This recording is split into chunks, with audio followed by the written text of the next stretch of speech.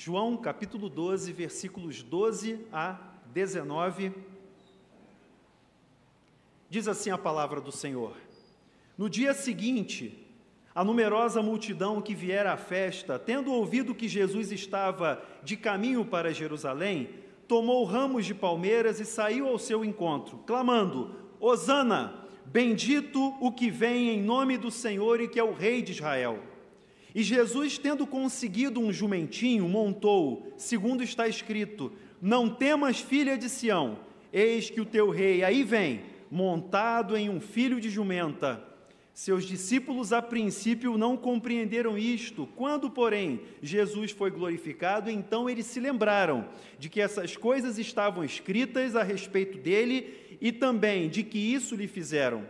Dava, pois, testemunho disso a multidão que estivera com ele, quando chamara Lázaro do túmulo e o levantara dentre os mortos. Por causa disso, também a multidão lhe saiu ao encontro, pois ouviu que ele fizera este sinal. De sorte que os fariseus disseram entre si: Vede, que nada aproveitais, eis aí vai o mundo após ele.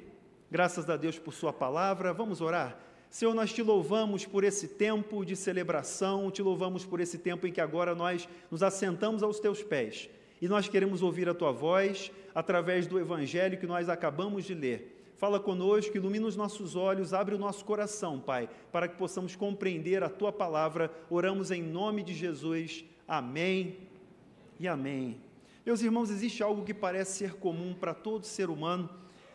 É o anseio de um Redentor, é o anseio de um Salvador, de um Messias. Todo ser humano deseja uma redenção, um Salvador, e você vai perceber isso retratado nas obras literárias, você vai perceber isso nas obras cinematográficas. Sempre é aquela expectativa da chegada do grande herói que vai vencer o tirano e vai libertar o povo da opressão. Sempre existe essa expectativa. Então os enredos, os roteiros vão mostrar esse clímax da chegada do herói.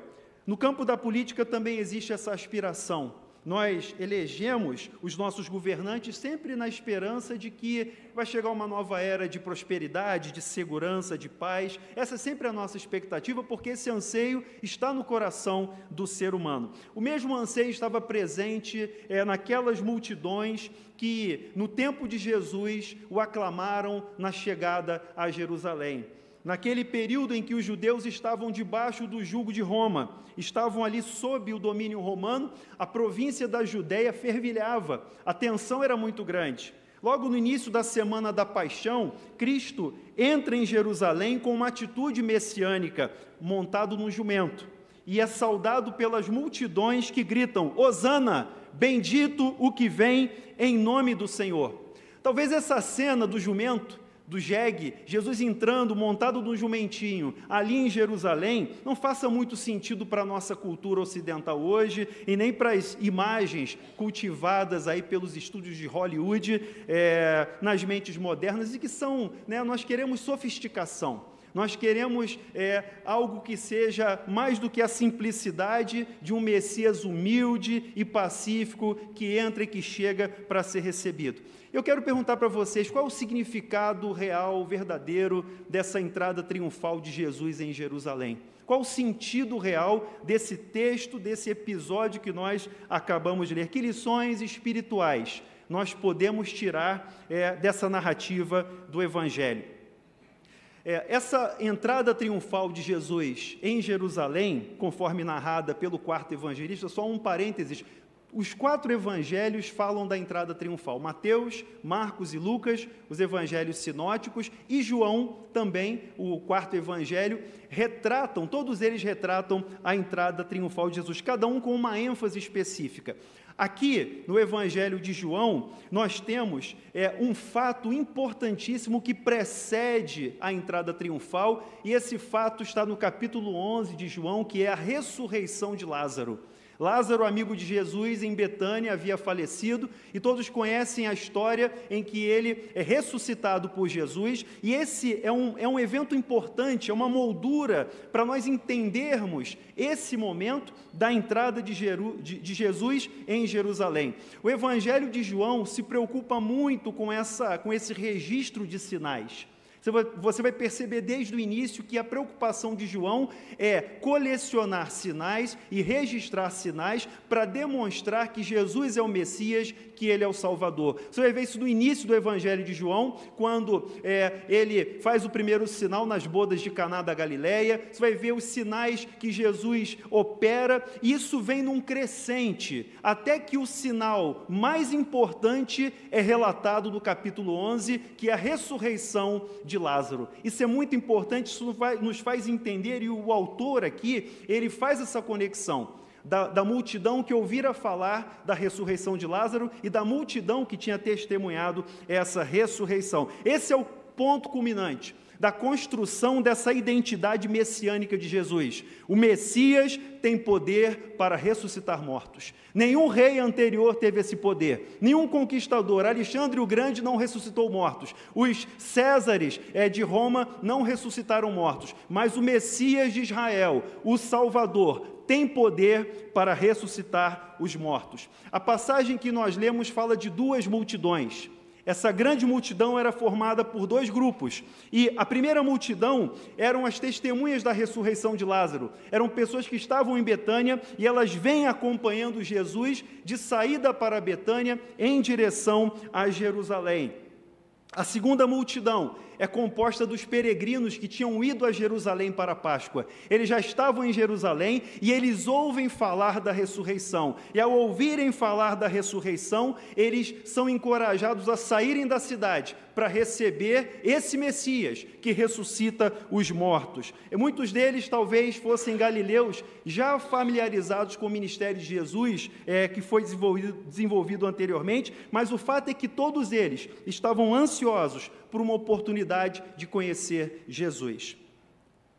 A referência que o texto faz ao aceno com os ramos de palmeira naquele lugar não era igual a essa nossa aqui, a nossa é uma palmeira brasileira. A palmeira que eles tinham lá era das tamareiras. As tamareiras eram árvores muito comuns naqueles arredores, então era muito fácil arrancar um ramo de tamareira e fazer essa procissão e fazer essa aclamação do Messias. Mas o significado dos ramos é importante, porque no contexto da Palestina naquele tempo havia uma tensão política muito grande, e os ramos remontam à revolta dos Macabeus. 160 anos atrás, a chamada dinastia dos Macabeus se levanta contra o poder dominante dos sírios, e por essa revolta ao restabelecimento do poder dos judeus, ainda que temporariamente. E os ramos passam a significar essa independência. Eles usam os ramos como sinal de independência, e no momento em que o templo é reedificado, e no momento em que Simão Macabeu assume o poder, consolida o poder, os ramos significam essa autonomia, esse poder de Israel. Ao mesmo tempo, também os ramos vão figurar quando os judeus se revoltam contra os romanos. Duas revoltas aconteceram antes da vinda de Jesus, duas revoltas acontecem de judeus contra Roma, e eles usam também as palmeiras para demonstrar o seu poder nas moedas que eles vão cunhar. Então, eles se revoltam, eles fazem moedas e colocam palmeiras como símbolo do seu poder nacional. Então, veja, essas palmeiras têm um significado nacionalista. As pessoas vão receber Jesus com essas palmeiras numa expectativa de uma libertação nacional. Eles se reúnem em torno de Jesus, sacudindo as palmeiras e fazendo essa procissão, porque eles acreditam que aquele Messias será o libertador, e é assim que eles vão saudar o Senhor. Mas a ação de Jesus na entrada em Jerusalém, ela vem mostrar exatamente o contrário. A entrada triunfal de Jesus, montado num burrinho, em Jerusalém, vem corrigir essas expectativas erradas da multidão. Aquele povo esperava um Messias que chegasse num corcel, num cavalo e rodeado de tropas, mas o Messias entra em Jerusalém sob um burrinho, o filho da jumenta, e assim o Messias quebra todas as expectativas. A entrada triunfal de Jesus é uma parábola encenada, que tem o propósito de mostrar para aquele povo o verdadeiro caminho da paz. Então, feitas essas primeiras considerações, eu quero convidar vocês a pensarem comigo sobre essa passagem e sobre o tema entrada triunfal de Jesus. Esse texto nos ensina algumas verdades, e a primeira verdade que o texto nos ensina, meus irmãos, é que todos nós precisamos de salvação. Todos nós precisamos de salvação. Os versículos 12 e 13 de João, capítulo 12, que nós já lemos, dizem o seguinte: no dia seguinte, a numerosa multidão que viera à festa, tendo ouvido que Jesus estava de caminho para Jerusalém, tomou ramos de palmeiras e saiu ao seu encontro, clamando, Hosana. Para aí o texto, vamos parar aqui, em Hosana. Clamando, Hosana. As palavras de saudação dessa multidão decorrem do Salmo 118, que, aliás, nós lemos hoje durante a liturgia. Nós lemos o Salmo 118 e, especialmente, o versículo 25. É um salmo de ação de graças. E no Salmo 118, versículo 5, há a fala, salva-nos, Senhor, por favor, socorre-nos, Senhor. Esse Salmo 118 fazia parte de um grupo de salmos, do 113 ao 118, chamado Halel. O Halel era cantado na Páscoa. Então, esses salmos eram cantados e esse grupo de salmos, chamado Halel, significa louvor, ele era encerrado com o Salmo 118 e os cantores no templo, eles, os homens, e me dê licença, por favor, eu vou pegar o meu ramo aqui de volta, mas os cantores no templo, eles tinham uma espécie de buquê, que também tinha um ramo, e quando chegava nessa parte do salmo, Hosana, eles também sacudiam esses ramos, celebrando Deus, celebrando o Salvador. Isso na celebração da Páscoa, cantando aí os salmos do Halel. Hosana significa, ajuda-nos, Senhor, por favor, socorre-nos, salva-nos agora, concede salvação. O grande João Calvino destaca que o desígnio de Cristo era subir a Jerusalém espontaneamente, com o intuito de oferecer a sua vida, com o intuito de entregar-se, porque era necessário que sua morte fosse voluntária. Jesus falou para os discípulos, ninguém tira a minha vida, eu a dou voluntariamente, e eu depois a retomarei. Então, a ira de Deus só poderia ser aplacada por meio de um sacrifício de obediência de um inocente. Esse é o significado da entrada triunfal do Cordeiro de Deus, que tira o pecado do mundo em Jerusalém. Jesus sabia muito bem qual seria o resultado, mas antes que ele fosse levado à cruz, ele precisava ser solenemente reconhecido como rei, e ele foi reconhecido como rei nesse ato da multidão. Mas não apenas isso, Jesus, nesse ato, declara publicamente que é avançando rumo à morte, que ele dá início ao seu reinado glorioso. Antes de caminhar para o trono, o rei caminha para a cruz. Ele sabe o que o espera. Jesus sabe que esse caminho não tem mais volta. Ele sabe que ao entrar em Jerusalém não tem mais retorno. Ele há de cumprir todo o desígnio de Deus, todo o propósito determinado pelo nosso Senhor. Lembra quando a multidão quis fazer Jesus rei no deserto? Lá em João capítulo 6, versículo 15, depois da multiplicação dos pães, o povo queria alimento, o povo queria sustento, e aí eles resolvem aclamar a Jesus como rei, mas Jesus sai do meio deles e vai para um monte, para um lugar deserto, cumprindo assim aquele propósito do Pai, porque ainda não era chegada a sua hora. Ainda não era o tempo dele ser aclamado rei, por isso ele sai daquele momento. Ele não cai na tentação da aclamação do povo, mas no momento certo, de acordo com aquilo que foi entregue pelo seu pai, o Messias reivindica o seu reino e por isso ele é aclamado como rei. E a expressão hosana dessa multidão testifica que ela reconhece Jesus Cristo como Messias. Aquele Messias que fora prometido há muito tempo aos seus pais, da parte de Deus, através dos profetas, e que agora ele vai ser recebido. Meus irmãos, minhas irmãs, hoje nós acenamos com as nossas palmas. E não tem nada de ritualístico nesse ato. Nós não fazemos isso como ritual. Nós estamos aqui hoje e simbolicamente acenamos, cantamos ao nosso Deus, exaltamos o seu nome, porque não para saudar um Messias político, não para saudar um libertador político que vai resolver a nossa vida nesse momento, mas para receber aquele que veio ser o nosso Salvador. É por isso que nós aqui, durante a exaltação, celebramos o nosso Deus com as palmas, sabendo que Ele é o nosso Senhor, Ele é o nosso Messias. Então, a entrada triunfal de Jesus significa um encontro pessoal com Cristo.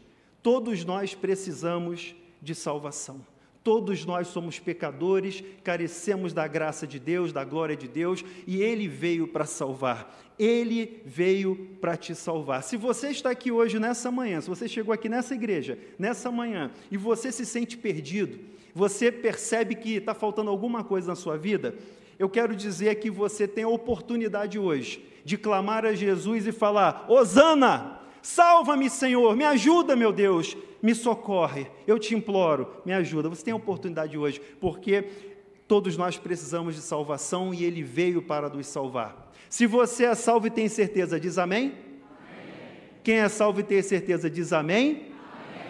E aclama ao Senhor, porque Ele é o nosso Salvador. Se você já é salvo, você tem hoje a oportunidade de aclamar o Senhor Jesus como seu único e suficiente e verdadeiro Salvador. Hosana nas maiores alturas, hosana ao Rei. E sabe de uma coisa, meus irmãos? Esse cântico também vai ser cantado lá na glória. Esse cântico também vai ser um cântico de exaltação do nosso Deus, porque junto com todos os santos de todos os tempos, de todos os nossos irmãos de todas as eras, do Antigo Testamento, do Novo Testamento, de todos os lugares, de todas as tribos, povos e raças, nós vamos celebrar o nosso Deus com alegria e dizer: Senhor, obrigado, hosana nas maiores alturas, bendito é o Rei, bendito é o Salvador. Esse é o cântico que nunca sairá dos nossos lábios, porque Ele veio para salvar.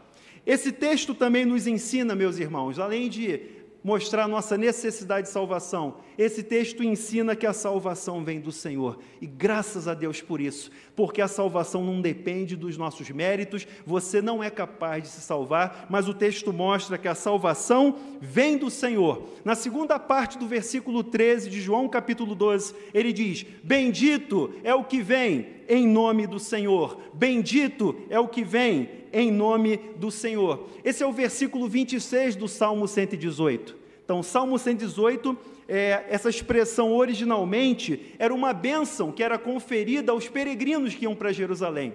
É interessante que aquele que chegava em Jerusalém para celebrar ao Senhor no tempo do Antigo Testamento, ele era saudado pelas pessoas dessa maneira: bendito o que vem em nome do Senhor. Você que vem por causa do Senhor, seja bendito do Senhor. Então, em nome do Senhor qualificava essa bênção. Aqui no nosso cenário da aclamação do Evangelho, aqui em João capítulo 12, Jesus é apresentado como verdadeiro adorador. Jesus é apresentado como aquele peregrino modelo. Ele é apresentado como aquele que vem a Jerusalém prestar a verdadeira adoração a Deus, e é aquele que também vem oferecer o sacrifício definitivo. Ele é o adorador e Ele é a oferta. Ele vem oferecer a Deus o sacrifício que é suficiente de uma vez por todos para nos libertar dos nossos pecados, para nos salvar. Ele é reconhecido pelos outros adoradores que estão em Jerusalém como o Rei dos Reis, como o Rei de Jerusalém. João se apropria do Salmo 118, entendendo que Jesus é o Rei messiânico, entendendo que Ele é o filho de Davi, que Ele é o cumprimento da profecia do Antigo Testamento. Novamente, o grande João Calvino diz que tudo o que Davi cantou acerca de si mesmo, você já conhece os salmos de Davi, que são lindos, mas tudo o que Davi cantou, falando de si mesmo, na verdade é uma referência àquele rei que viria. Ele está falando da promessa, ele está falando daquele filho de Davi que se levantaria para ser o Redentor. Meus irmãos, só se pode entender corretamente a dignidade messiânica de Jesus se nós entendermos a sua iminente glorificação. Jesus está caminhando para a morte. A sua glorificação começa quando ele é levantado. É necessário que o Filho do Homem seja levantado e que todos sejam atraídos a ele. E depois da morte ele vai ser ressuscitado, ele vai ser levado à destra de Deus. Então, o significado messiânico de Cristo e dessa entrada triunfal é o momento da sua glorificação. Tanto é que no versículo 16, João diz que os discípulos não entenderam. O versículo 16 que nós lemos diz: os discípulos não entenderam isso. Por quê? Porque Jesus ainda não tinha sido glorificado, eles ainda não tinham recebido o Espírito Santo, e talvez todo aquele movimento da multidão e da aclamação de Jesus, entrando, montado num burrinho em Jerusalém, não fez muito sentido para eles. Mas quando eles receberam o Espírito Santo, eles entenderam a Escritura. É o Espírito de Deus que nos faz entender a Escritura Sagrada. É o Espírito de Deus que abre o nosso entendimento para que nós possamos compreender e sermos salvos pela pregação do Evangelho. Bendito o que vem em nome do Senhor. A entrada triunfal de Jesus significa que a salvação vem do Senhor. Do céu, o Senhor enviou a sua salvação, veio do alto, aquilo que era impossível para nós, aquilo que nós não poderíamos fazer, Deus tornou possível enviando seu Cristo. Quando nós oramos a oração que Jesus nos ensinou, venha o teu reino, quando nós oramos o Pai Nosso, venha o teu reino, nós desejamos de todo o nosso coração que o reino de Cristo venha e floresça na terra. Bendito o que vem em nome do Senhor. A entrada triunfal de Jesus em Jerusalém significa que Deus do céu mandou a salvação. Deus do céu enviou a sua salvação e nós somos gratos por isso. Terceiro e último lugar, nós aprendemos com esse texto também que o nosso Salvador é o humilde Rei da Paz. O nosso Salvador é o humilde Rei da Paz. Versículos 14 e 15 de João 12. E Jesus, tendo conseguido um jumentinho, montou, segundo está escrito: não temas, filha de Sião, eis que o teu rei aí vem, montado em um filho de jumenta. A narrativa de João é a mais sintética de todas. Lá nos evangelhos sinóticos, você vai ver detalhes. Jesus manda os discípulos pegarem um burrinho, prepararem, se alguém perguntar, você diz, o Senhor precisa dele, mas aqui, João vai direto ao ponto.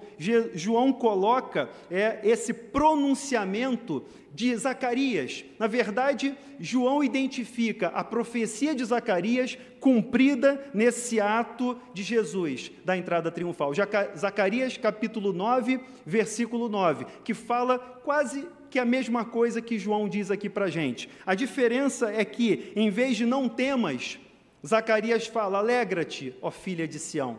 Mas João coloca, não temas, e tem um porquê disso aí. João, então, cita a profecia de Isaías como cumprida em Jesus na sua entrada triunfal. Jesus sabia disso, ele tinha em mente essa profecia quando ele manda preparar o burrinho para que ele entre em Jerusalém. Duas observações importantes nós precisamos entender, irmãos, sobre esse jumento, sobre esse burrinho que Jesus usa como montaria. Primeiro que o significado da entrada triunfal de Jesus em um jumento sobressai como uma rejeição propositada à confiança arrogante do ser humano. Como o Messias deveria entrar em Jerusalém? Acho que todos nós aqui esperaríamos que ele entrasse montado num cavalo branco, cercado de tropas e de poder e de bandeiras, um exército pronto para invadir Jerusalém. Mas, em contraste com o cavalo, que é uma ferramenta de guerra, o jumento era um humilde animal de carga. Ele levou sobre si as nossas dores. Ele levou sobre si os nossos pecados. O castigo que nos traz a paz estava sobre ele. Pelas suas pisaduras nós fomos sarados. O Evangelho não tem nada a ver com arrogância, meus irmãos. É impossível um cristão arrogante. É uma contradição. Um cristão não pode ser arrogante, porque o Evangelho não tem nada a ver com arrogância. A bem-aventurança de possuir o reino de Deus é para os humildes de espírito, é para os humildes de coração. Mateus capítulo 5, versículo 3. Aprendemos isso no Sermão do Monte. A mensagem do Evangelho é: o seu rei é humilde. Essa é a mensagem do Evangelho. O seu rei é humilde. Ele não vai se beneficiar política ou socialmente ao assumir o seu reinado. Por isso não tema, filha de Sião. Não tenha medo, porque ele não vai usurpar aquilo que está sendo entregue a ele. Lembra de Paulo quando escreve aos Filipenses, quando ele diz que nós devemos ter o mesmo sentimento que houve em Cristo Jesus, porque ele, sendo em forma de Deus, na mesma substância de Deus, não teve por usurpação o ser igual a Deus. Pelo contrário, irmãos, se esvaziou a si mesmo, assumiu a forma de servo. Reconhecido em figura humana, ele se humilhou até a morte e morte de cruz.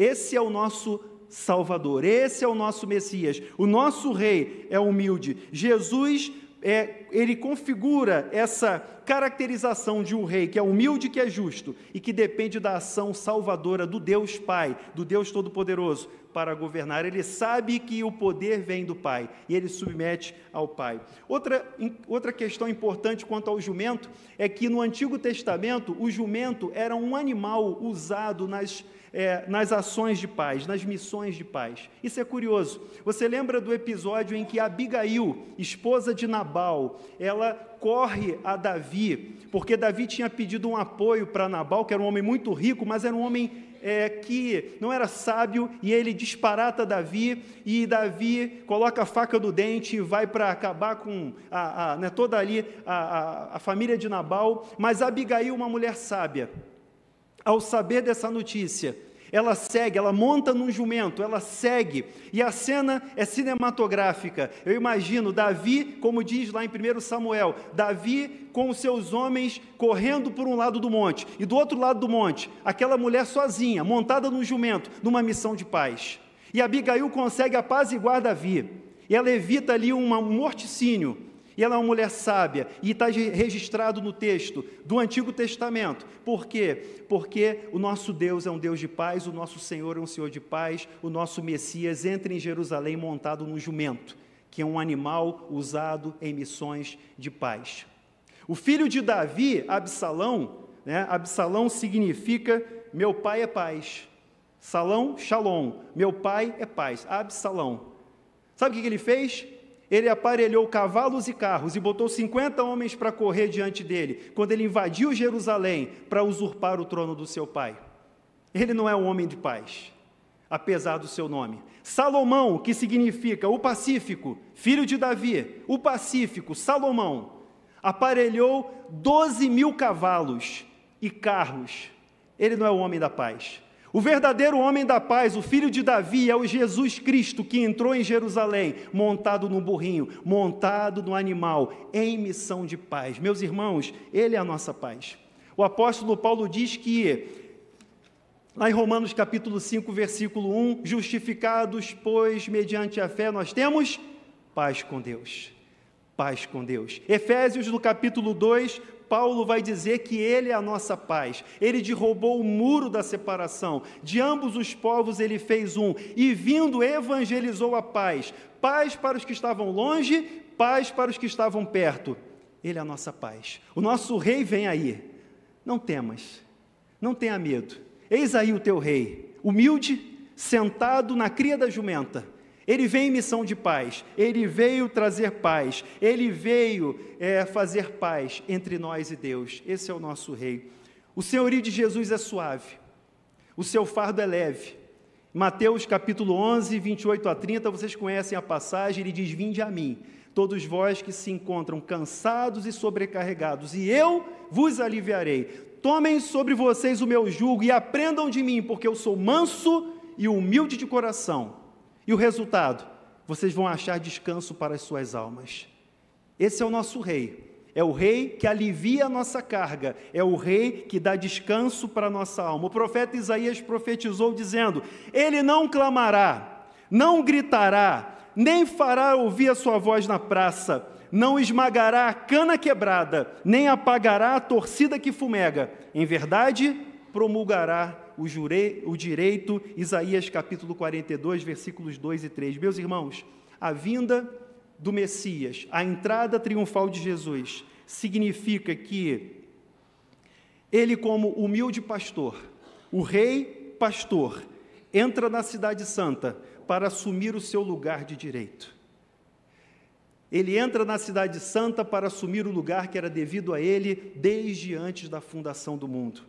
Ele vem para dar sua vida pelas ovelhas, o bom pastor dá a vida pelas ovelhas. Jesus, como rei de Israel, nesse ato alcança, ele antecipa o alcance mais amplo que a humanidade desfrutará no seu reino de salvação.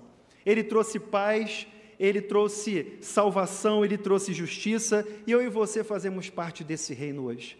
Eu e você que estamos aqui nessa manhã, celebrando o nosso Deus, aclamando o Rei, dizendo: Hosana, bendito é o que vem em nome do Senhor. Nós entendemos isso. Esse é o significado da entrada triunfal. Esse é o significado do Domingo de Ramos. Não é um ritual, não é uma festa mecânica, mas é uma celebração do nosso Rei. É uma aclamação do Rei que veio e que nos salvou. Ele veio trazer salvação. O reino de Deus é justiça, paz e alegria no Espírito Santo, e eu e você, repito, eu e você fazemos parte desse reino.